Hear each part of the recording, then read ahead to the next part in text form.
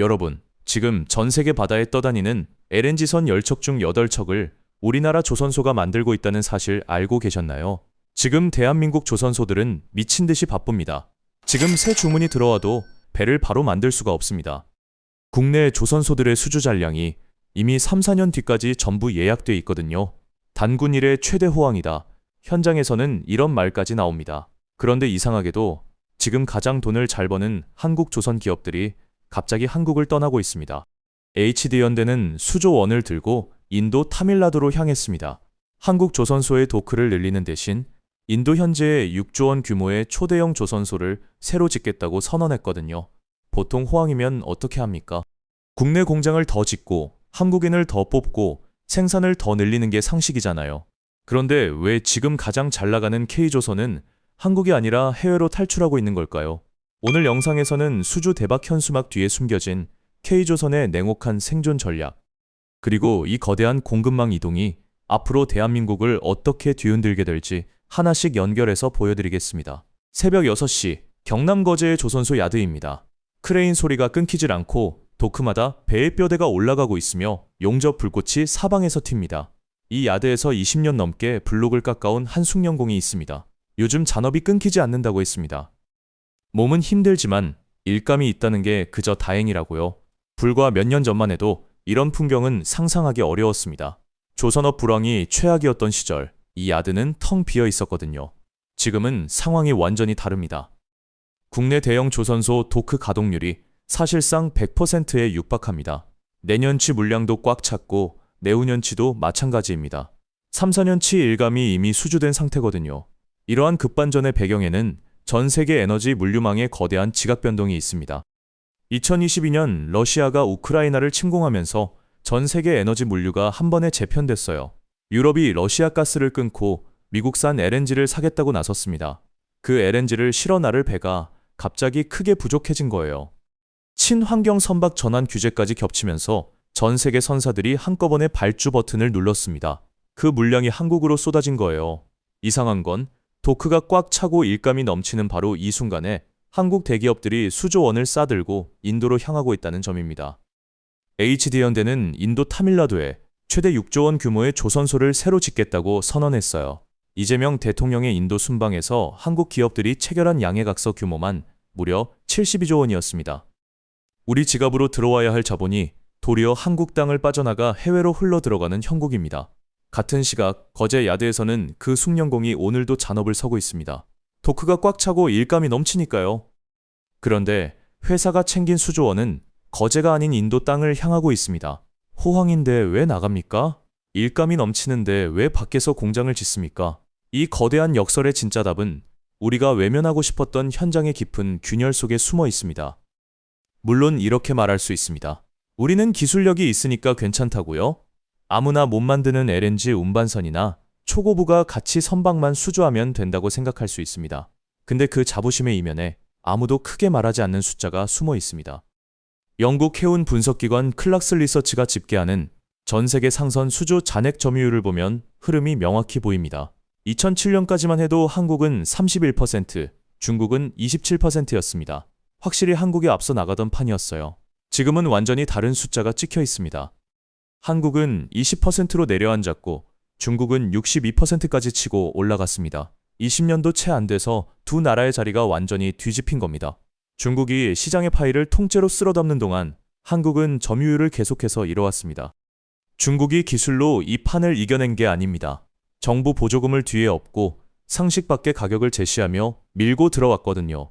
배 한 척을 수주할 때마다 손해를 감수하면서 전 세계 물량을 싹쓸이하는 방식이었습니다. 일단 기초체력과 규모의 경제를 먼저 장악하겠다는 전략이었고 이게 그대로 통했습니다. 고부가 가치 선박만 잘 만들면 버틸 수 있다는 생각은 시장의 냉혹한 현실과 거리가 있습니다. 고부가 가치 시장은 애초에 전체 파이 자체가 그리 크지 않아요. 무엇보다 중국 역시 조용히 기술 격차를 좁혀오고 있습니다.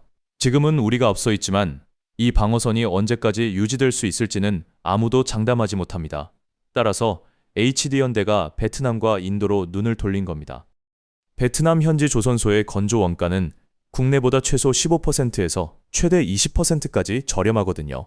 이렇게 만들어낸 마진선이 중국의 무지막지한 가격 공세를 막아낼 수 있는 유일한 방패라는 판단이 선 겁니다. 고부가 가치 기술 하나에만 목을 매는 게 아니라 원가 방어선을 동시에 구축해야만 시장에서 살아남을 수 있습니다. 그러지 않으면 중국 물량이 고부가 가치 시장까지 치고 올라오는 순간 아무런 방어막 없이 무너질 수밖에 없으니까요. 여기서 당연히 한 가지 의문이 생깁니다. 원가를 낮추는 게 목적이라면 왜 한국에 도크를 더 짓고 한국인을 고용하면 안 되는 걸까요? 굳이 리스크를 안고 해외까지 나갈 필요가 있냐는 질문이 나옵니다. 이 질문에 꼬리를 잡고 들어가면 우리 제조업이 마주한 가장 뼈아픈 현실을 마주하게 됩니다. 경남거제 한 조선소 야드입니다. 올해로 입사 32년 차 용접 기능장 자격증만 3개를 가진 숙련공이 있습니다. 이 사람이 최근 후임을 뽑으려고 공고를 냈는데 지원자가 단 한 명도 없었습니다. 일감이 이토록 넘쳐나는데 정작 배를 만들 사람이 없다는 점이 지금 현장이 마주한 진짜 벽입니다. 청년들이 조선소 야드를 기피하거든요. 뜨거운 열기와 소음, 그리고 육체 노동의 강도를 견디기보다 같은 돈이면 서울의 사무직을 택하는 흐름입니다. 대형 조선사들이 채용 공고를 내도 지원자가 턱없이 모자라는 상황이 벌써 수년째 반복되고 있습니다.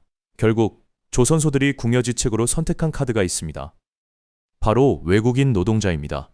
대안이 없다 보니 국내 조선소 현장 인력의 상당수가 이미 외국인으로 채워졌습니다.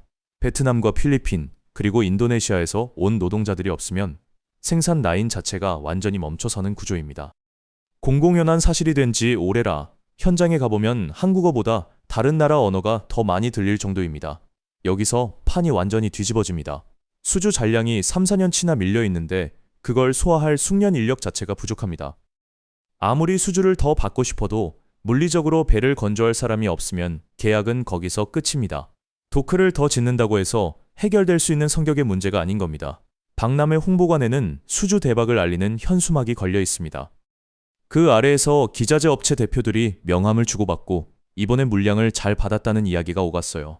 동시에 바다 건너 거제 야드에서는 베트남 출신 노동자가 용접 마스크를 쓰고 블록 작업을 하고 있었습니다. 원가 절감이라는 목적 뒤에 숨은 두 번째 거대한 이유가 바로 여기에 있습니다. 한국 땅에는 배를 만들 사람이 없습니다. 기업 입장에서는 결국 사람이 있는 곳을 찾아 국경을 넘을 수밖에 없는 겁니다. HD현대는 이 흐름을 아예 구조화했습니다. 베트남 현지 인력을 한국으로 데려와 기술을 교육시킨 뒤 다시 현지 도크로 보내 관리자로 쓰는 방식이거든요. 한국의 선진 기술과 시스템을 인력에 이식해서 내보내는 전략입니다. 이 냉혹한 한계를 인정한 순간 K조선은 글로벌 산업 역사를 한 번도 없던 방식으로 뒤집는 전략 카드를 꺼내 들었습니다. 얼마 전 HD현대 정기선 회장이 그룹 비전을 선포하는 자리가 있었습니다. 거기서 두 가지 축을 선언했어요. 국내 울산과 영암은 LNG 운반선과 암모니아 추진선 같은 최고 난이도 선박의 연구개발과 핵심 설계 거점으로 고도화합니다. 그리고 나머지 물량은 해외 거점에서 소화하겠다는 구상입니다. 생산 구조를 철저하게 이원화해서 움직이겠다는 의미입니다. 이러한 전략의 무게감을 이해하려면 과거 글로벌 제조 시장을 장악했던 이웃나라의 행보를 되짚어볼 필요가 있습니다. 한때 소니는 세계 가전시장의 절대적인 왕이었습니다. 트리니트론 TV나 워크맨처럼 일본의 정밀한 기술력이 곧 시장의 프리미엄으로 통하던 시절이 있었거든요. 파나소닉 역시 마찬가지였습니다. 이들은 자국의 압도적인 기술력에 취해 있었고 원가 경쟁력이라는 생존 조건을 크게 신경 쓰지 않았습니다. 그 틈을 타서 한국과 중국이 시장을 치고 올라왔습니다. 일본이 자랑하던 기술은 빠르게 따라잡혔고 가격 면에서는 도저히 비교가 되지 않는 싸움이 시작됐어요. 일본 가전기업들은 자국의 고비용 구조에 갇혀서 변화에 대응할 방법을 찾지 못했습니다. 결국 소니는 TV 사업에서만 수년째 대규모 적자를 기록했고 파나소닉은 TV 생산 자체를 대폭 포기하는 지경에 이르렀습니다. 기술 독점에만 안주하다가 원가 싸움의 최전선에서 무너진 대표적인 사례입니다. HD현대는 이 뼈아픈 실패의 기록을 완전히 반대로 해석했습니다. 자국 생산에만 집착하다가 망한 일본의 길을 가지 않겠다는 뜻입니다. 미국의 애플을 보면 이 구조가 더 명확히 보입니다.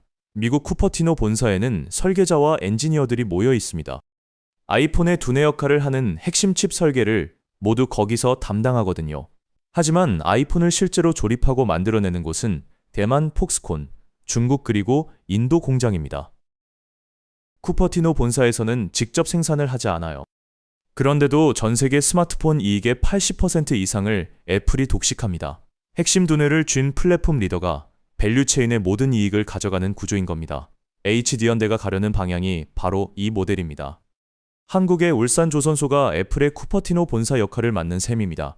아무도 따라올 수 없는 선박 설계와 핵심 기술 개발은 울산에 집중합니다. 그리고 실제 생산은 베트남 현대비나신, 필리핀 수빅조선소, 사우디 합작조선소, 그리고 이번에 추진하는 인도 타밀나두 메가조선소로 분산시키는 전략입니다. 동남아에서 중동을 거쳐 인도에 이르기까지 전 세계 바다를 따라 생산 거점을 이어 붙인 거대한 벨트가 실제로 구축되고 있습니다. K조선은 이제 단순히 배를 조립해서 파는 제조업에 머물지 않습니다.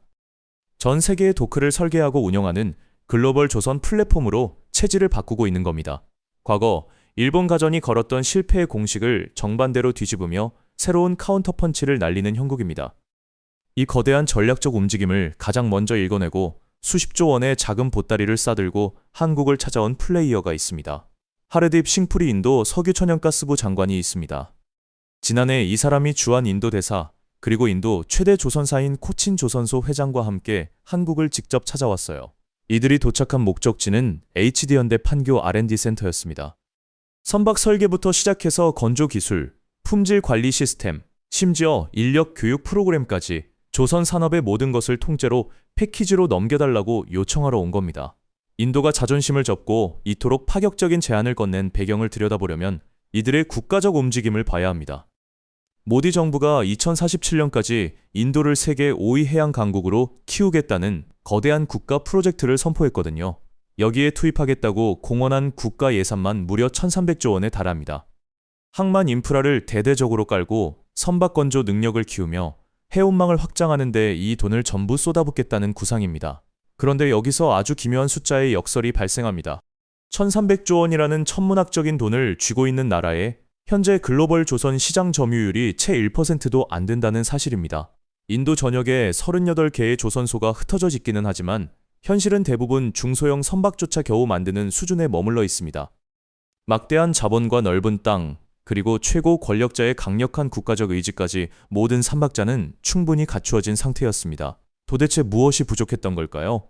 이들에게는 수십 년 동안 거친 현장에서 뼈를 깎으며 쌓아 올려야 하는 숙련된 조선 기술과 생산 노하우가 전무했습니다. 이러한 무형의 자산은 아무리 자본이 많아도 단숨에 돈으로 살 수 있는 성격의 것이 아닙니다. 수십 년의 세월을 통째로 사와야만 해결되는 문제였던 셈입니다. 그래서 이들이 선택한 지름길이 바로 한국을 찾아오는 카드였습니다. 우리가 반세기 동안 피땀 흘려 쌓아 올린 기술적 치트키를 정당한 대가를 지불하고 통째로 복사해 가겠다는 전략입니다. 인도 입장에서는 20년 혹은 30년이라는 거대한 시간의 공백을 막대한 돈을 투입해 단 한 번에 압축하는 거래인 거죠. 실제로 인도는 신규 선박 건조 보조금 명목으로 80억 달러, 하나로 무려 11조 원에 달하는 예산을 추가로 투입하기 시작했습니다. 자국 상선 규모 역시 현재 1,500척 수준에서 2,500척까지 끌어올리겠다고 시장에 선언한 상태입니다. 이러한 판짜기는 우리 한국에게도 결코 믿지는 장사가 아닙니다. 인도가 아무런 기반 없이 독자적으로 기술을 개발하려면 수십 년의 세월을 수밖에 없거든요. 그 기나긴 시간 동안 한국은 인도의 조선 산업 생태계 전체를 우리 기술과 부품 시스템으로 통째로 선점할 수 있습니다. 인도의 해양 장악력이 커지면 커질수록 그 밑바탕에 깔린 한국의 조선 플랫폼 영향력 역시 더욱 깊숙이 박히는 악어와 악어새 같은 구조인 겁니다. 하지만 이 거대한 대륙 간의 동맹이 단순히 상업용 배를 많이 만들어서 돈을 버는 비즈니스 차원에서만 끝나지 않습니다. 그 뒤편에는 전 세계 지정학적 구도를 뒤흔들 더 강력한 연쇄 효과가 기다리고 있습니다. 선박용 대형 단조품을 만드는 국내 한 기자재 업체가 있습니다. 이 대표가 올해만 벌써 두 번째 인도 출장에서 돌아왔어요. 작년엔 베트남 공장 부지도 직접 밟아봤습니다.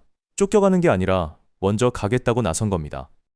HD현대가 인도와 베트남에 거대한 도크를 깔자 그 뒤를 바치던 한국 기자재, 엔진, 철강연합군이 전 세계 바다로 깃발을 꽂으며 따라가고 있습니다. 포스코가 인도 최대 철강사 JSW와 합작법인을 세우고 인도 현지에 10조 원 규모의 일관제 철소를 짓기로 서명했어요. 인도가 왜 이렇게 철강이 필요하냐면요. 지금 인도 곳곳에서 동시에 공사가 벌어지고 있습니다. 고속도로가 깔리고 아파트가 올라가고 철도가 연결돼요. 자동차 공장도 들어서고 있거든요. 이 모든 게 한꺼번에 폭발하고 있습니다. 인도의 철강 내수 수요가 연간 1억 9천만 톤인데 매년 9%씩 크고 있는 이유예요. 9% 성장이 어느 정도냐면 지금 전 세계에서 이 속도로 철강 수요가 크는 나라가 없어요. 포스코가 10조 원을 들고 이 시장으로 쳐들어간 겁니다.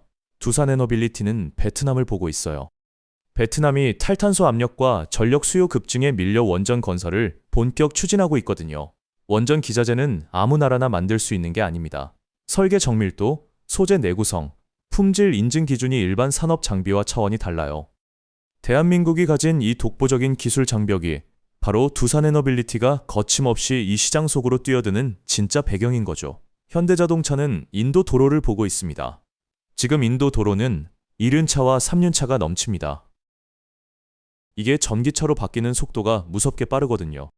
현대차는 이 시장을 선점하기 위해 2037년까지 인도 현지 누적 생산 43만 대 체제를 목표로 투자를 쏟아붓고 있습니다. 배만 나가는 게 아닙니다. 철강, 원전, 자동차가 패키지로 인도를 공략하고 있는 거예요. 근데 여기서 진짜 포인트가 있어요. 배의 껍데기를 조립하는 건 인도나 베트남에 맡겨도 심장인 엔진 시스템과 핏줄인 스마트 밸브, 고압 파이프는 전 세계에서 한국만 만들 수 있습니다. HD 현대마린 엔진, 한화 엔진, STX 엔진. 이 회사들이 만드는 LNG 이중연료 엔진, 암모니아 추진 시스템은 글로벌 시장에서 대체제가 없어요. 태용, 삼형엠텍, 현대임스. 이름은 낯설어도 이 회사들이 만드는 핵심 부품 없이는 배가 안 움직입니다. 그래서 대기업이 밖으로 나갈수록 핵심 기자재를 쥔 한국 공장들의 수준은 오히려 늘어나는 구조예요. 인도 타밀나두에 조선소가 하나 더 생기면 태웅 공장 주문이 하나 더 느는 거거든요. 우리가 알맹이를 꽉 쥐고 전 세계 공급망의 주도권을 통제하고 있는 겁니다. 물론 냉정하게 볼 부분도 있어요.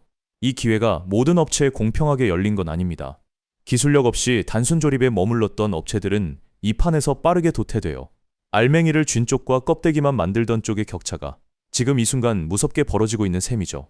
그리고 이 공급망 파이프라인의 종착지에는 중국의 해양 진출 숨통을 완전히 조여버리기 위해 미국이 파놓은 거대한 안보의 덫이 기다리고 있습니다.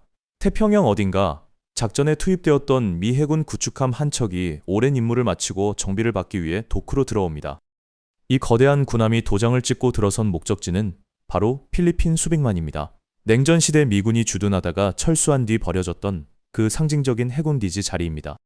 놀라운 점은 현재 이 전략적 도크를 움직이고 운영하는 주체가 미국이 아니라 한국의 HD현대라는 사실입니다. HD현대는 앞서 구축한 글로벌 벨트의 인프라를 바탕으로 필리핀 수빅 조선소를 전격 인수해 재가동하는 결단을 내렸습니다. 그리고 까다롭기로 소문난 미 해군 함정의 MRO, 즉 유지와 보수, 그리고 정비 사업권을 당당히 따냈습니다. 미국의 심장부라고 할 수 있는 해군 군함의 정비를 왜 본토가 아닌 한국 기업의 도크에 통째로 맡기게 된 걸까요?